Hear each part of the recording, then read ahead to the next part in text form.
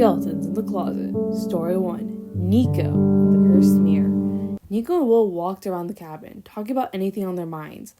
I don't like that mirror on the bathroom wall, Nico said, and looked at him. It doesn't match the cabin, and overall hard to see yourself. There is a garage sale in town. Should we take a look? Will asked. Nico looked at him. You're a damn genius, he said. And he and Nico packed up a car.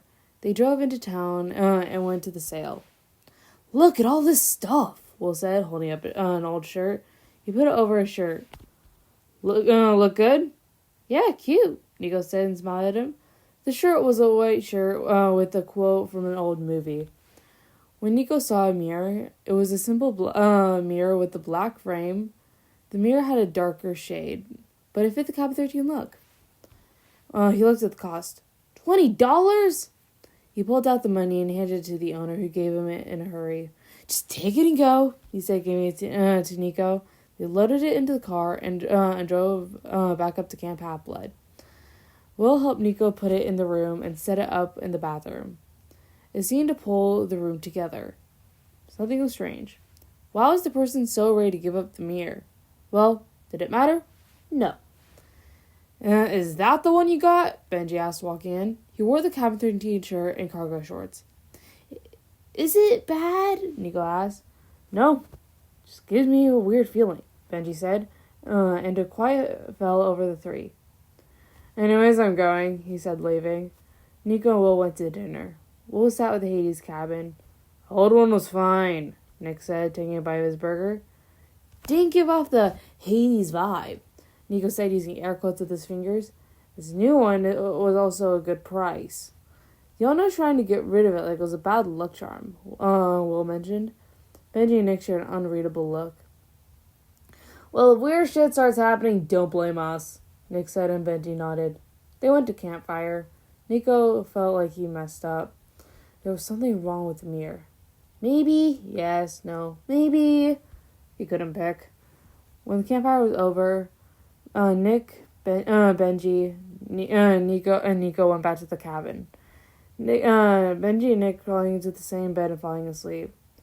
Nico sat on his bed, closing his eyes, but he couldn't sleep. After 3 hours, he went to the bathroom, looked in the mirror. He saw a figure.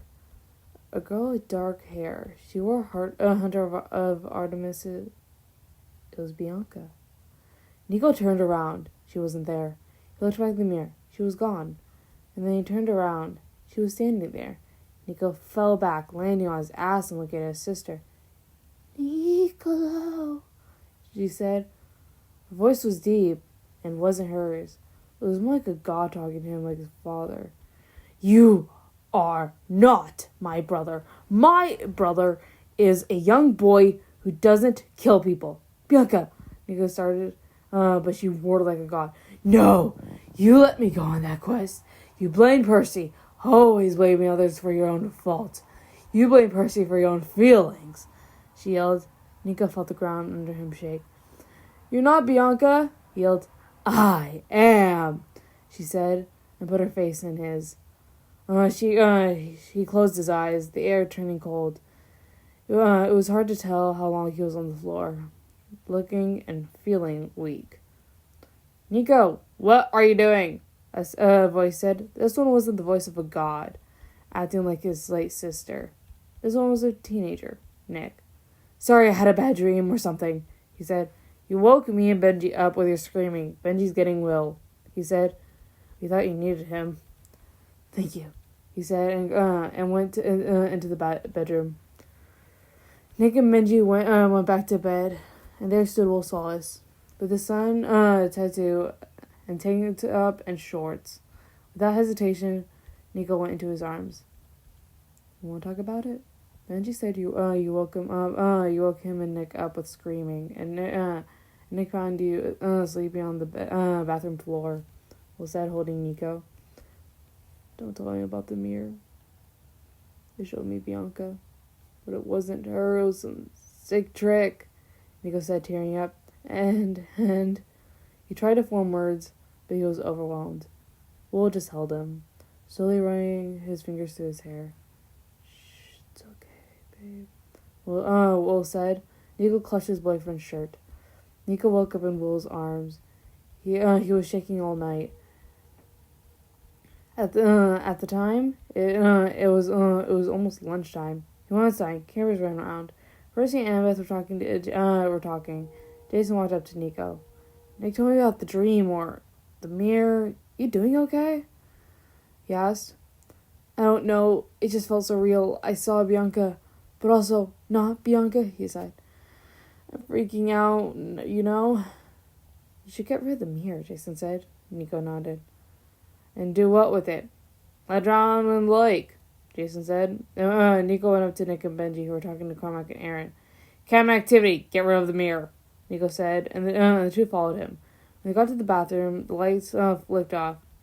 Okay, you two, not cool. That wasn't us, Nick said. Then the mirror started to glow, showing Bianca. Get away from me!